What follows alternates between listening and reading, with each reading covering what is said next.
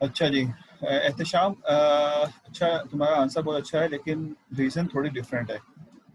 एहतशाम तुमने जो आंसर दिए, मैंने यहाँ पर ये कहा, सुनना स्टूडेंट गौर से, कि ये वाली लाइन जो है वो एक दफ़ा रन होगी।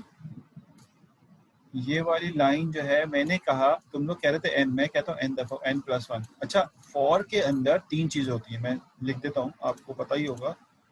फॉर के अंदर नॉर्मली तीन चीज़ें होती हैं। फॉर का लूप कौन कौन सी तीन चीज़ें कंसिस्ट करता है आपको मालूम होगा। फॉर के अंदर एक होता है असाइनमेंट, ठीक है, एक होता है क्या कहते हैं, असाइनमेंट यानी हाँ वो डिक्लेरेशन, कंपेयर, हाँ बिल्कुल सही है, कंपेरिजन। और एक होता है इंक्रीमेंट, इंक्रीमेंट या डिक्रीमेंट, ठीक है। ये दोनों में से कोई एक जो है वो इस्तेमाल होता है, तीन चीज़ें होती हैं। हम इन तीनों को अभी कंसीडर नहीं कर रहे, हम इसमें कंपेयर या कंपैरिजन को कंसीडर कर रहे हैं, कंपेयर या कंपैरिजन को कंसीडर कर रहे हैं। तो आपको पता है ये बात कि जब हम फॉर को चलाते हैं तो इसका मतलब है एन दफ़ा तो ये चलेगा, एन दफ़ा तो ये लाइन नंबर 3 पे आएगा, लेकिन ये कंपैरिजन में एन प्लस वन टाइम भी चेक करेगा, जिसकी वजह से ये फेल होगा। यानी एन दफ़ा ये पास होगा और एक दफ़ा और कंपेयर होगा ताकि ये फेल हो जाए। तो टोटल कितना हो गया, n plus one time condition check होगी। बिल्कुल ऐसा ही है हमारा। मैं सारे स्टूडेंट को बोल रहा हूँ, ये 4-5 स्टूडेंट आंसर दे रहे हैं, बहुत अच्छी बात है। सबको पार्टिसिपेट करना चाहिए, सबको समझना चाहिए कि मैं ये नहीं कि चलो यार हमें तो पता चल जाए, बाद में पता चल जाएगा, बाद में तब मुश्किल आती आएंगी, बस अभी समझ लो सारे स्टूडेंट कि एन प्लस वन क्यों लिख रहा हूँ मैंने, इसीलिए बहुत क्लियर यहाँ पे लिख दिया कि हम कंपेयर को कंसीडर किए हुए, बाकी दो चीज़ों को अभी फॉर में कंसीडर नहीं कर रहे, एनालाइज करते हैं, क्योंकि कंपेयर ज़्यादा इंपॉर्टेंट है और ये सबसे ज़्यादा चलेगा।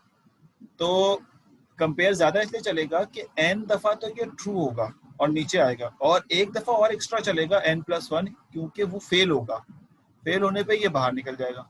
तो इसलिए मैंने इसको एन प्लस वन कर दी। ये बात समझ में आ गई। अब मुझे लाइन नंबर 3, मैं मान लेता हूँ कि प्लस और असाइनमेंट एक ही इंस्ट्रक्शन है, यानी ये पूरी इंस्ट्रक्शन एक है, दो नहीं है।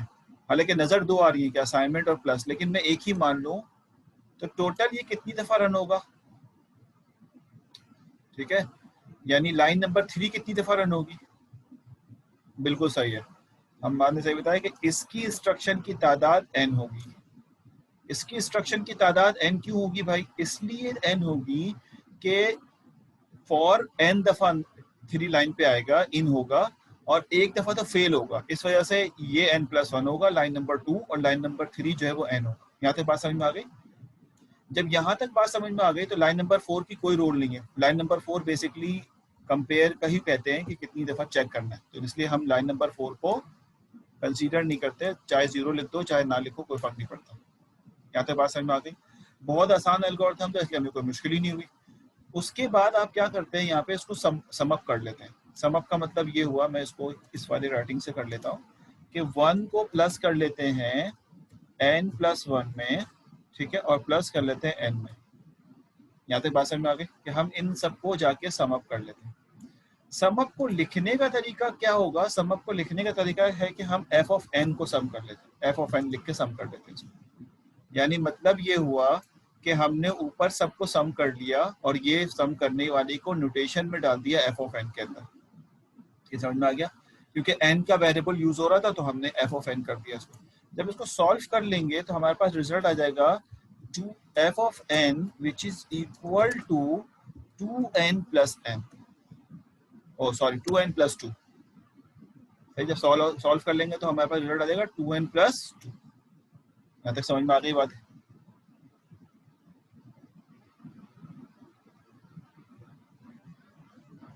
ठीक है, 2n प्लस 2, ये हमारे पास जो है इसका रिजल्ट आ जाएगा 2n प्लस 2।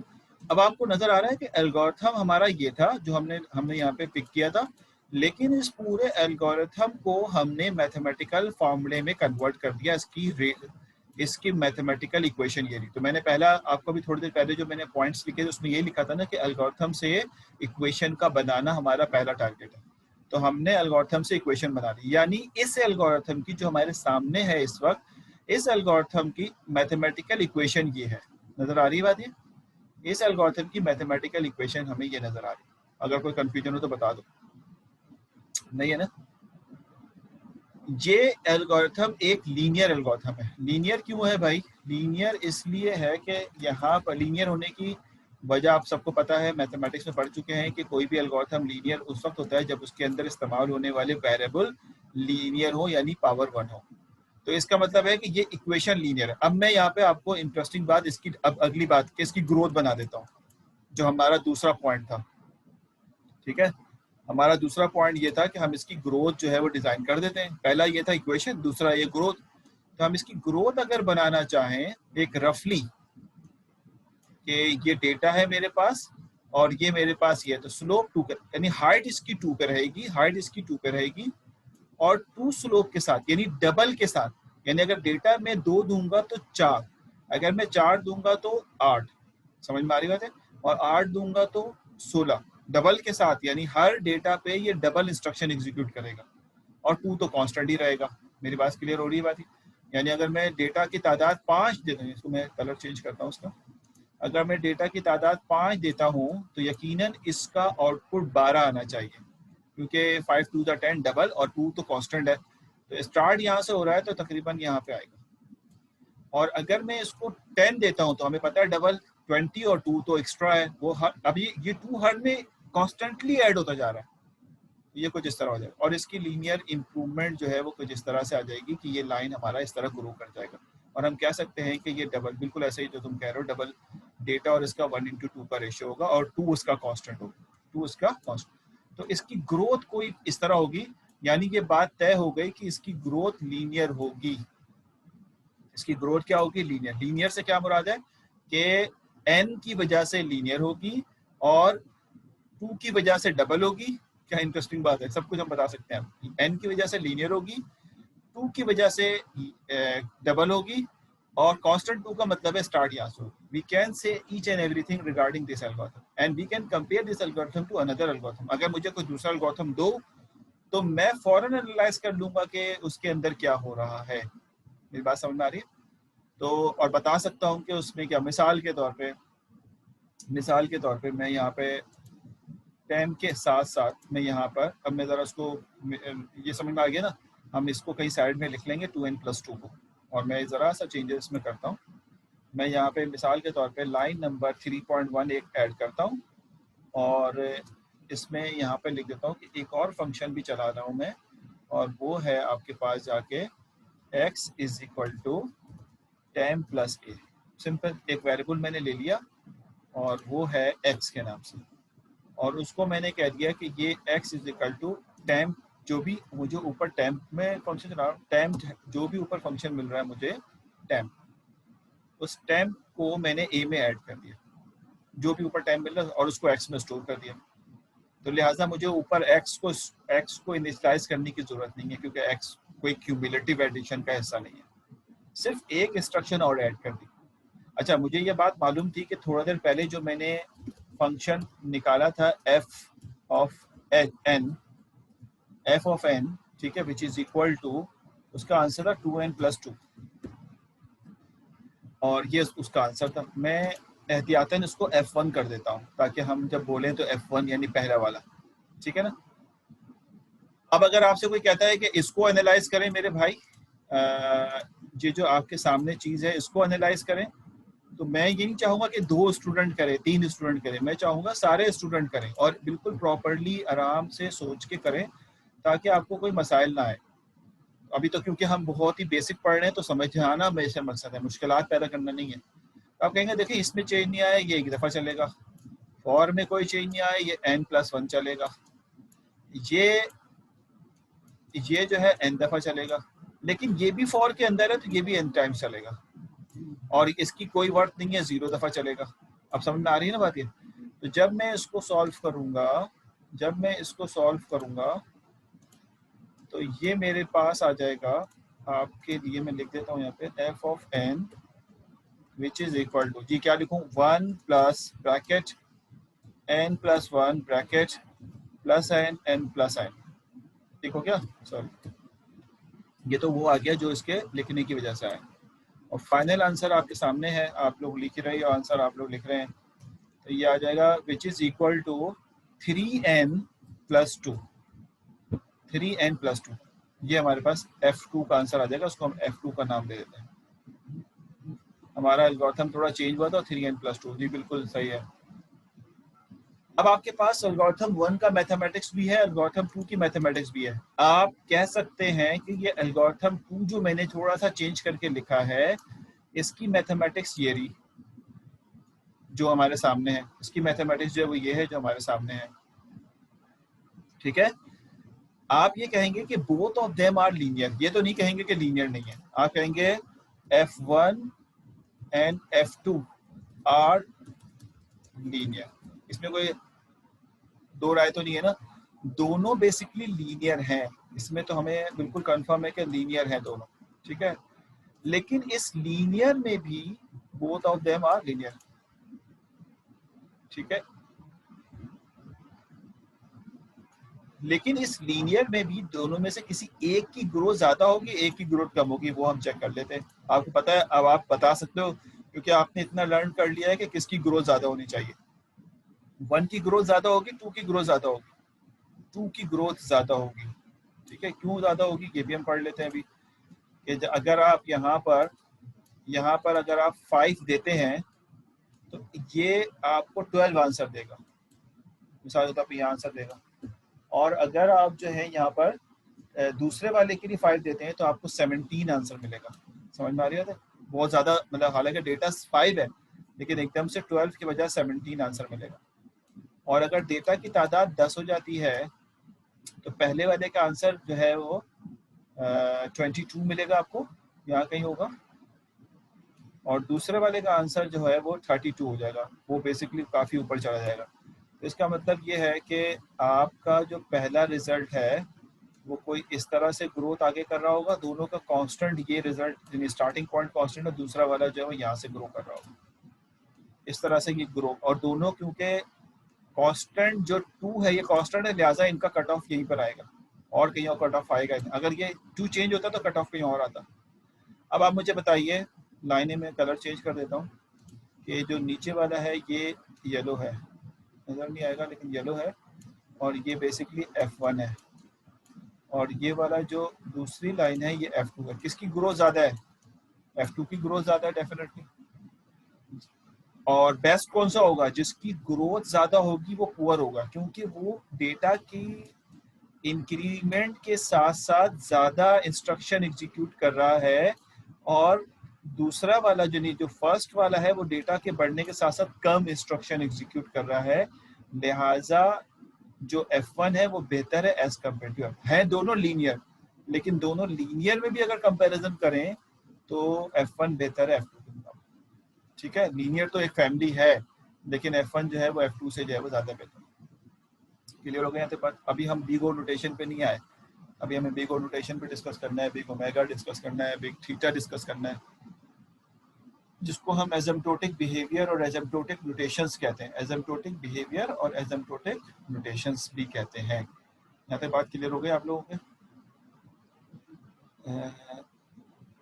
सर हाँ, अब आइए मैं आपको एक क्वाड्रेटिक वाले के लिए भी समझाता हूँ।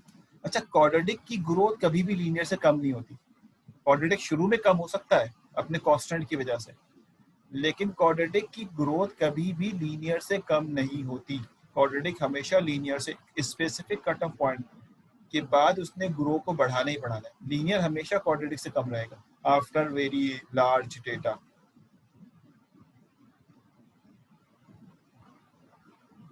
ये मैं समझ नहीं आया सवाल आपका।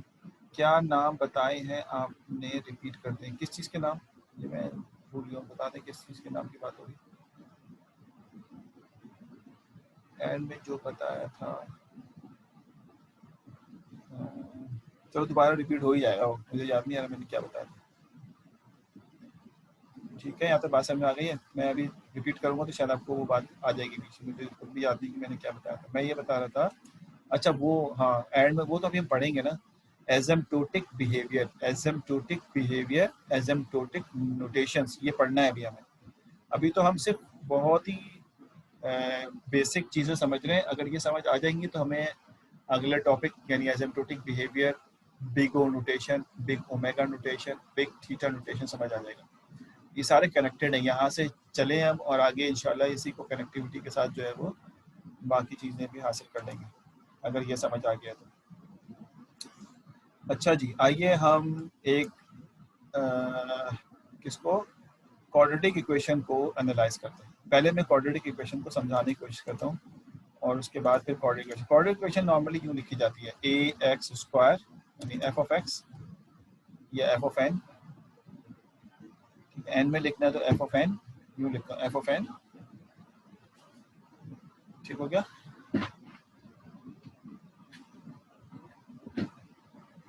और विच इज इक्वल टू an², ये कैप में लिख रहा हूँ, बिल्कुल सही लिखा तुमने साजिद, बिल्कुल सही लिखा, an² plus bn plus c, ठीक है। ये हमारे पास क्वाड्रेटिक की इक्वेशन है, समझ आई बात है।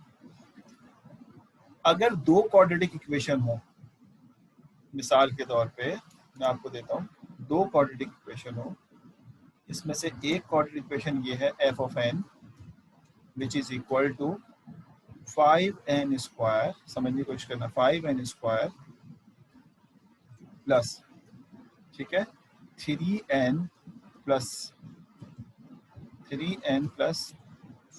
4। और दूसरी क्वाड्रेटिक इक्वेशन है, हमने कभी भी क्वाड्रेटिक इक्वेशन को इस नज़रिए से सोचा ही नहीं था, ना लीनियर को सोचा था। अब इसको हमें यहाँ पर अगली क्वाड्रेटिक इक्वेशन है वो है 7n² प्लस 3n प्लस 4, ठीक है। ये है दो इक्वेशन मैंने लिख ली। पहले वाले को 1 कह देता हूँ ताकि हमें डिस्कस करने में आसानी हो, दूसरे वाले को 2 कह देता हूँ। अब आप मुझे बताइए कि इन दोनों में क्वाड्रेटिक इक्वेशन में किसकी ग्रोथ ज्यादा होगी। अभी पहली बात है, ग्रोथ किसकी ज्यादा होगी। इक्वेशन का नाम लिख दो, सेकंड वाले की, सही है ना। सेकंड वाले की ग्रोथ ज्यादा होगी, बहुत आसानी, मैंने इक्वेशन ही ऐसे लिखी थी कि आपको बोलना ही पड़े, तो क्योंकि इसका ये वाला पार्ट मैंने सेम कर दिया था, तो आपको नजर आ रहा था कि ये 7 है और ये 5 है, तो इसलिए सेकंड की ग्रोथ ज्यादा होगी। समझ में आ गई बात है। तो इसका मतलब ये हुआ, जो समझाने वाली बात थी मुझे, ग्रोथ विल बी सेम, नहीं ग्रोथ सेम क्यों होगा। ग्रोथ 7 वाले देखो ना, अगर मैं n पहले वाले में n 5 देता हूँ, दूसरे 2 देता हूँ, दूसरे वाले में n 2 देता हूँ, तो पहले वाले में n 2 दूंगा तो 4 इंटू 5 20, दूसरे वाले में 4 इंटू 7, सही ना, 28। तो ग्रोथ तो चेंज होगी ना साकिब, क्योंकि बाकी चीज़ें तो सेम है, कांस्टेंट सेम है, तो ग्रोथ कांस्टेंट से तो होता ही नहीं है। मैंने पहले भी कहा, अभी आपको थोड़ी देर पहले, ग्रोथ हमेशा जो वेरिएबल है उसके साथ मल्टीप्लायर से होता है। इसका मतलब है जिसका मल्टीप्लायर ज़्यादा होगा तो वो ज़्यादा ग्रोथ रखेगा, ठीक है ना, बात समझ आ रहा है। और नज़र भी आ रहा है, अगर हम इसको ड्रॉ करें तो इसकी ग्रोथ कम होगी, इसकी ग्रोथ ज़्यादा होगी। इसकी समझ है, इक्वेशन नंबर 1 की ग्रोथ कम होगी, इक्वेशन 2 की ग्रोथ ज़्यादा होगी। आप किसी वैल्यू को रख के देख लें, n की जगह 2 रखेंगे तो 2 का स्क्वायर 4, 4 इंटू 2 5 20, तो 20 पे कहीं जाके बनेगा, ये तो हम अभी फिक्स कर देंगे। और इसको करेंगे तो 28 पे, तो यकीनन सेम डेटा पे ये 20 आ रहा है या 28 आ रहा है, तो ग्रोथ यकीनन सेकंड वाले की ज़्यादा है ना, ये तो समझ में आ गया होगा। तो बिल्कुल जैसे अभी मैं जो समझाना चाह रहा हूँ ना, वो बात सुनना गौर से, जो जिस तरह लीनियर में मल्टीप्लायर का इम्पैक्ट होता है ग्रोथ बढ़ाने में, इसी तरह यहाँ पर जो वेरिएबल स्क्वायर वाला है, क्योंकि क्वाड्रेटिक है ना, तो हम स्क्वायर वाले वेरिएबल का कांस्टेंट चेक करते हैं, लीनियर वाले का नहीं चेक करते हैं। जो स्क्वायर वाले का वेरिएबल है वो बताता है कि किसकी ग्रोथ ज्यादा होगी। यानी अगर ये 7 है और ये 5 है, तो इन दोनों में हम चेक करेंगे किसकी ग्रोथ ज्यादा है। मिसाल के तौर पे अभी मैं आपको एक तीसरी इक्वेशन भी देता हूँ, f of n which is equal to, ठीक है, और मैं यहाँ पे आपको देता हूँ 2n², समझने की कोशिश करना, ये समझ में आया तो बहुत अच्छी बात। 2n², अभी मैं आ रहा हूँ, मैं तुम्हारी क्वेश्चन नहीं ले रहा, मेरी क्वेश्चन समझना पहले।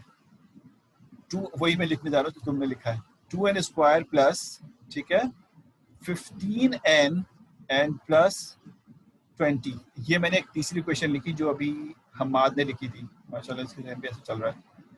तो तीसरी इक्वेशन मैंने लिखी 2n², ठीक है, और 15n + 20। अब आप ये इसको इक्वेशन नंबर 3 कह देते हैं, ये आगे इक्वेशन ताकि बोलना आसान हो, इक्वेशन नंबर 3। अब आप मुझे बताइए कि इस वक्त मैं भी ग्रोथ पूछ रहा हूँ, ठीक है, हम बेस्ट नहीं पूछ रहा, ध्यान में रखना। इस वक्त ग्रोथ किसकी ज्यादा होगी after specific cut off point? सबसे ज्यादा ग्रोथ किसकी होगी?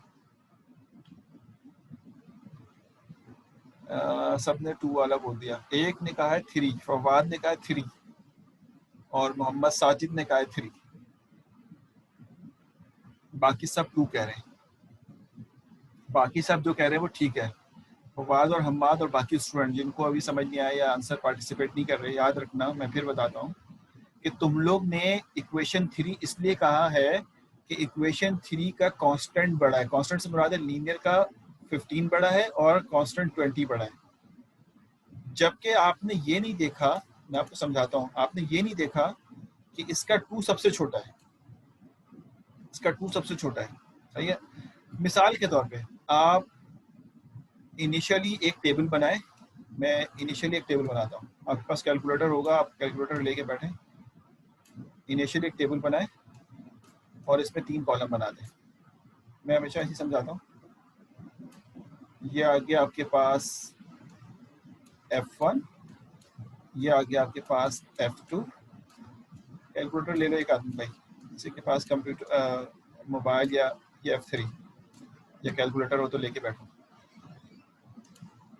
ठीक है। ये हो गया F3। सबसे पहले आप इसमें तीनों में 2 डेटा इंसर्ट करें और तीनों की वैल्यू कैलकुलेट करके मुझे बताएं, लिख के बताएं। F1, F2, F3। एक आदमी के पास कैलकुलेटर होना चाहिए, वो सॉल्व कर रहा हूँ, मुझे बता दो, जो मैं डेटा पुट कर रहा हूँ उसमें मुझे कैलकुलेट करके बता दो। मैं वेट कर रहा हूँ। F1, F2, F3 लिख के मुझे आंसर दे देना।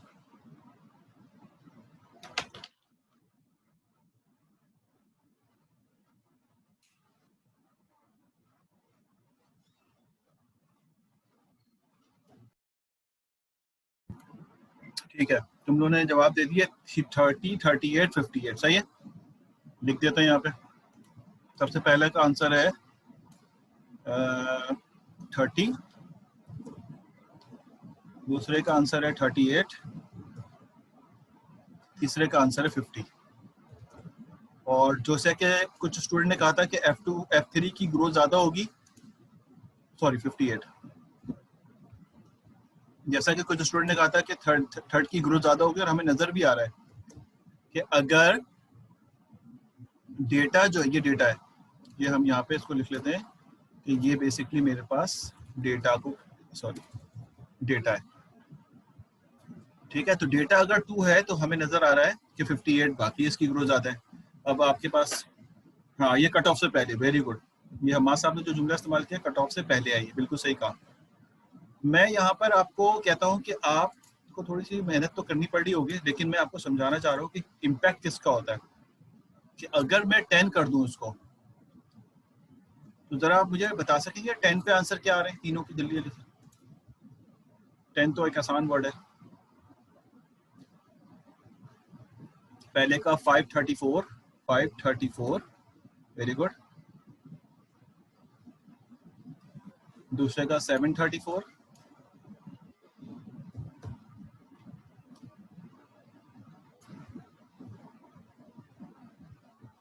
और तीसरे का 470। अब क्या हुआ, तीसरा वाला तो सबसे हाई ग्रोथ रखता था, अब सबसे कम कैसे हो गया? अरे यार, मैंने लिख दिया तुम्हारे कहने पे।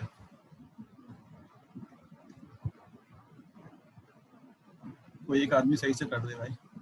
पहला 534, F1 करके लिखो, F1, F1, F2, F3, तो मुझे जरा सारा समझ में आएगा। साकिब, सिमरा, आप F1, F2 करके लिखेंगे तो समझ आएगा। अच्छा, 370 आ रहा है, ठीक है, 370 कर देते हैं इसको। बाकी दो सही हैं, वेरी गुड, ये यमुना ने सही लिखा, 550, 434, 734, 370, ठीक है, सही है। इतने ही पे ही हमारा गेम जो है हमारी सारी गेम जो मुझे समझाना था ये सिर्फ इन 2 डेटा पे सामने आ गया, मुझे तीसरे डेटा की जरूरत ही नहीं पड़ेगी। अब आप मुझे बताइए, आप तो ये कह रहे थे कि ग्रोथ जो है वो तो इसकी ज्यादा है, किसी ने कहा था, क्योंकि इसका जो 15 है और 20 है वो बड़ा है एज कम्पेयर टू अदर। लेकिन मैंने कहा कि ग्रोथ, अच्छा है तीनों क्वाड्रेटिक, तीनों का बिहेवियर बढ़ने का क्वाड्रेटिक ही होगा, लेकिन एक ज्यादा होगा एक कम होगा। तो मैंने आपसे कहा कि जो इनके भाईजान ये जो कांस्टेंट होते हैं ना, कांस्टेंट, अब आप कहेंगे सर यहाँ तो एन है, कांस्टेंट तो नहीं है। तो एन स्क्वायर, सुनना क्या कह रहा हूँ, एन स्क्वायर के लिए बाकी सारी चीजें इक्वेशन में कांस्टेंट होती है, चाहे वो एन हो चाहे वो कांस्टेंट हो। तो इस एन स्क्वायर के लिए ये वाला एन और ये 4 कांस्टेंट है। ये कब बोला जाता है, जुमला यूं बोला जाता है कि after very large data n and 4 are the constant, यानी linear n4 are the constant whenever you are dealing with the quadratic। अगर आपकी इक्वेशन क्वाड्रेटिक है, ये दोनों कांस्टेंट है। और नजर भी आ रहा है, देखें जब आपने 2 दिया था तो इसकी इस कांस्टेंट का इंपैक्ट रहा, क्योंकि डेटा थोड़ा था। तो आपने कहा कि उस वक्त इसकी ग्रोथ भी ज्यादा थी, लेकिन जैसे थोड़ा सा डेटा बढ़ाया, बहुत ज्यादा नहीं, 8 डेटा का फर्क आया है खाली, और आप देखें कि इसकी ग्रोथ कम हो गई और इनकी ग्रोथ बढ़ गई। इनकी ग्रोथ बढ़ने की वजह ये कांस्टेंट नहीं है, इन दोनों की 1 और 2 की ग्रोथ बढ़ने की वजह इनके ये वाले मल्टीप्लायर हैं जो कि क्वाड्रेटिक से मल्टीप्लाई हो रहे हैं। मेरी बात समझ में आ रही है? और इसका क्योंकि क्वाड्रेटिक मल्टीप्लायर छोटा था लिहाजा वो 370 पे रुक गया। अब मेरी बात समझ में आ रही है?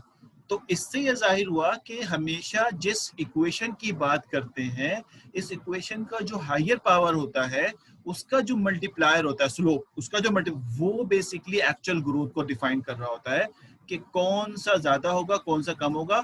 लेकिन हो सकता है कि शुरू की कुछ पॉइंट्स के लिए मिस मैचिंग चल रही हो, लेकिन after specific cut off point जो है ये तीनों जो है वो डिसाइड कर लेते हैं कि आफ्टर कट ऑफ पॉइंट का मतलब आफ्टर वेरी लार्ज डेटा ये डिसाइड हो जाता है कि किसकी ग्रोथ ज्यादा होनी है किसकी ग्रोथ कम होनी है। हम ये इक्वेशन को देख के बता सकते हैं, लेकिन क्योंकि हम सिर्फ ये बता सकते हैं कि इस वक्त F3 की सबसे कम ग्रोथ होगी, F2 F1 की सेकंड नंबर पे ग्रोथ होगी और F2 की सबसे हाई ग्रोथ होगी।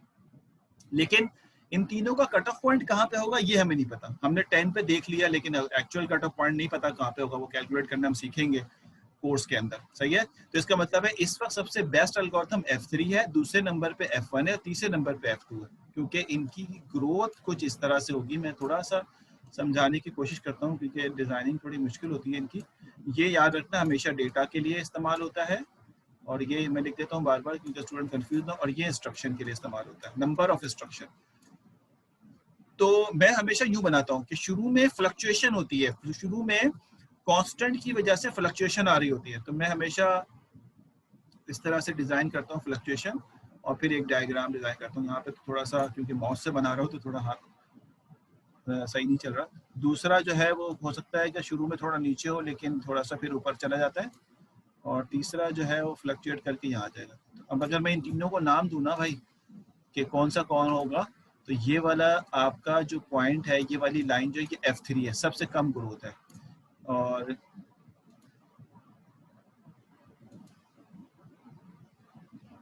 अच्छा जी, इंटर तो नहीं हो, इरफान साहब आए हैं कोई, और इनकी आईडी वाईडी कोई नहीं, और इरफान मेरा ख्याल है हमारी क्लास में कोई है भी नहीं। चलो मैं चेक करता हूँ इरफान को। मुझे ये डर है कि आजकल बड़ी हैकिंग हो रही है इसके ऊपर। मैं 1 मिनट देना, मैं जरा चेक कर रहा हूँ लिस्ट में कि इरफान साहब कोई है या नहीं।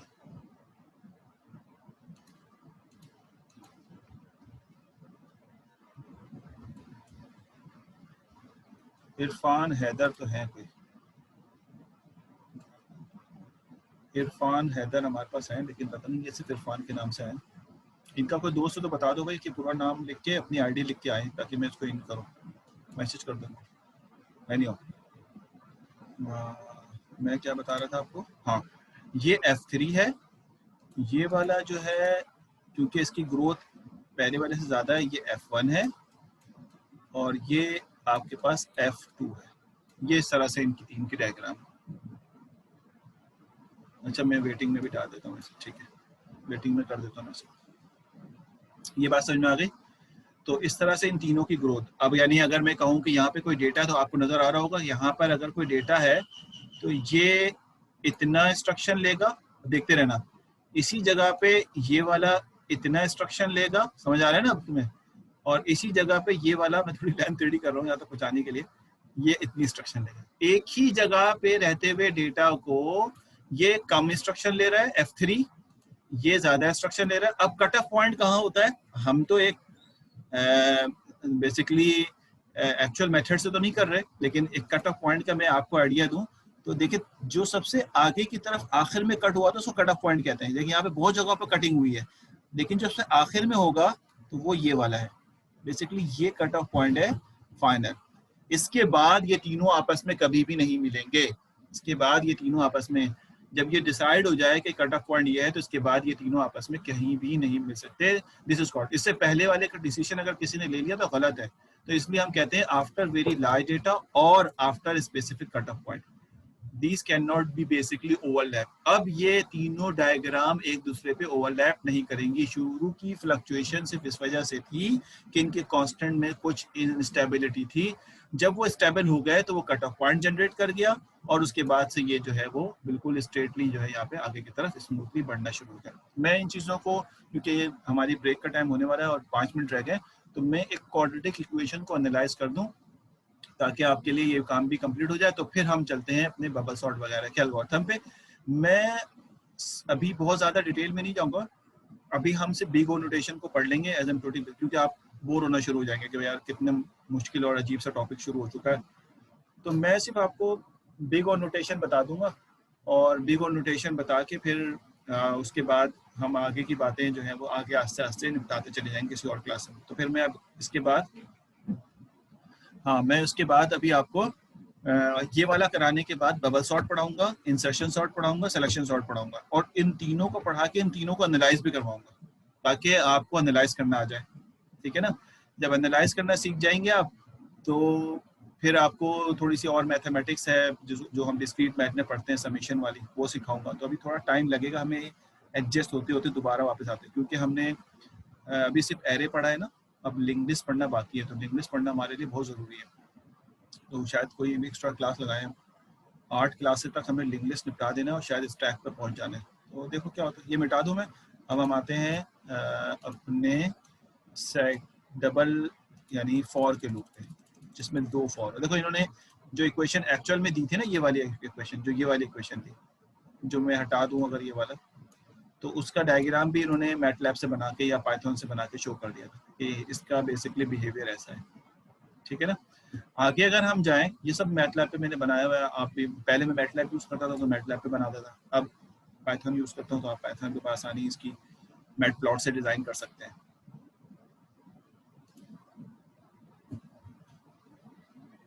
अच्छा इरफान, मैंने आपको इंटर तो कर दिया है। अच्छा इरफान अभी आए नहीं। इरफान साहब आप आ गए हैं, आपने इंस्ट्रक्शन नहीं पढ़ी शायद। आप अपनी ना अपना आईडी के साथ प्लीज़ अपना नाम लिखें, इरफान हैदर साहब। पहले आप अपनी आईडी लिखें, उसके बाद अपना नाम। ये आपसे रिक्वेस्ट है क्योंकि आजकल कुछ हैकिंग का सिलसिला बढ़ गया है, तो जिसकी वजह से हम थोड़ी सी रिस्ट्रिक्शन लगाई भी है। मैं रेंडमली चेक भी करता रहता हूँ कि जो स्टूडेंट आया हुआ उसी की आईडी है नहीं है। अब अगर कोई हैकर उस आईडी से आ जाए तो अलग बात है, तो हम जाहिर है इतनी ज़्यादा रिस्ट्रिक्शन। तो आपसे रिक्वेस्ट है कि जब ये क्लास ख़त्म होने वाली है, जब दोबारा आप लॉग इन हो तो अपनी आईडी और नाम दोनों लिखें, पहले आईडी फिर नाम। अच्छा जी, ये तो समझ में आ गया linear. Okay Irfan, thank you very much. तुम थोड़ा लेट आए, क्या बात है, तबीयत खराब थी?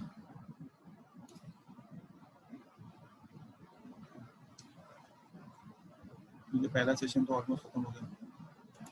अच्छा ये इक्वेशन है, आइए सर मैं आपको समझाऊं कि ये इक्वेशन है, और इस इक्वेशन को मैं चाहता हूँ सॉल्व करूँ। अब इसमें 2 फॉर के लूप है, हम रट्टा नहीं लगाएंगे, हमेशा सोल्यूशन करने की तरफ जाएंगे। बाजू का स्टूडेंट रट्टा लगाने की तरफ भी चले जाते हैं कि मुझे तो ये समझ आ गया तो मैं उसको ऐसा कर लेता हूँ, क्योंकि एक पैटर्न जनरेट हो जाएगा।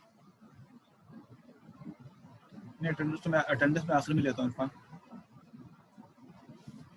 नहीं न्यू सेशन नहीं करूँगा, ब्रेक लूँगा, अपने नमाज पढ़नी है तो ये ख़त्म हो जाएगा ना, तो मैं ब्रेक लूँगा। बस जल्दी 1 मिनट में करते हैं इसको। जी सर, ब्रेक 2:20 पे दोबारा ज्वाइन करेंगे। यहाँ पर ये जो सेट है, मैं तमाम स्टूडेंट सुन लें कि अब अगर, थैंक यू सिमरा, अब अगर ये बन होगा तो हम 220 पे ज्वाइन करेंगे, 220 पे। वेरी गुड, आंसर आने शुरू हो गए, लेकिन तुक्के वाले आंसर नहीं चाहिए मुझे। मैं इसको लिखता हूँ। पहली लाइन एक दफा चलेगी, गौर से सुनते रहना। ये वाली लाइन, लाइन नंबर 2, ये वाली का मतलब होता है लाइन नंबर 2, n+1 टाइम चलेगी। ये वाली लाइन, जी सर, इसका बड़ा मसला है, कितनी दफा चलेगी ये? आप बता सकेंगे कितनी दफा चलेगी? सिर्फ इस लाइन नंबर 3 की बात हो रही है, ये कितनी दफा चलेगी?